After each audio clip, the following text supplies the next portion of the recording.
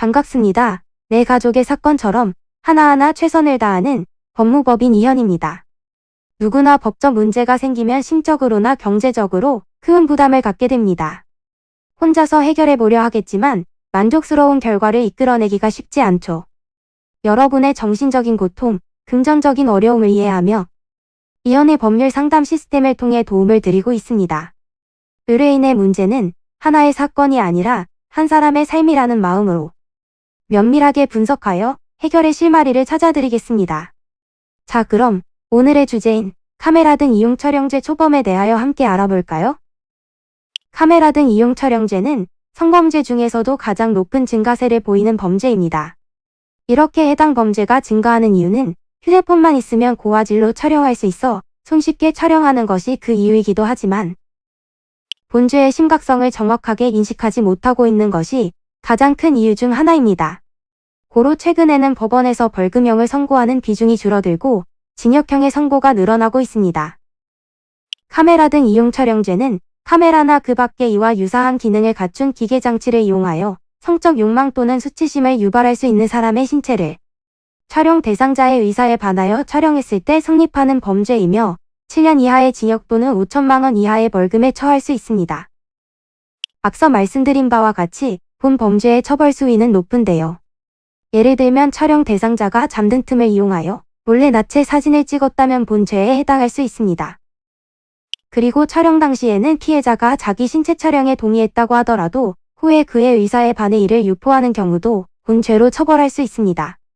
본죄는 그러한 상황이 일어나게 된 정황 또는 목적에 따라 판결과 처벌 수위가 달라지므로 초범이더라도 방심할 수 없습니다. 성범죄 혐의가 인정되면 성폭력범죄의 처벌 등에 관한 특례법에 따라 처벌의 조치가 이뤄지고 성범죄 사건 보안 처분도 내려져 일상생활을 하는데 큰 제한이 생길 수 있다는 점을 알아야 합니다.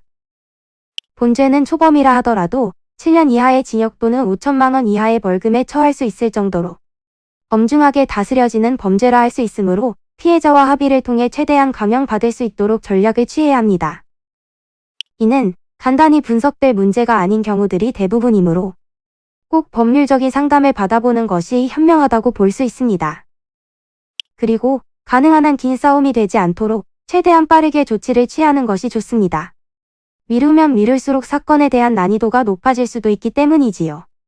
가벼운 병도 방치를 하면 상당히 무거운 병이 되듯이 이 또한 역시 사전에 바로잡으셔야만 간단한 조치로도 해결할 수 있는 가능성이 높아지는 것입니다.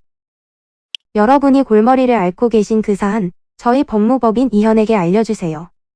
이현의 법률 상담 시스템을 통해 든든한 지원군이 되어드리겠습니다. 간혹 변호사가 아닌 사무장 등과 상담하는 줄로 오해하시는 분들이 계시는데 이는 전혀 아니며 저희 법무법인 이현은 변호사와 1대1로 상담이 이루어진다는 점을 다시 한번 꼭 알려드립니다. 저희는 하나의 분야가 아닌 민사, 형사, 가사뿐만 아니라 비송사건 등 모든 것을 추구하고 있는 종합 로펌입니다.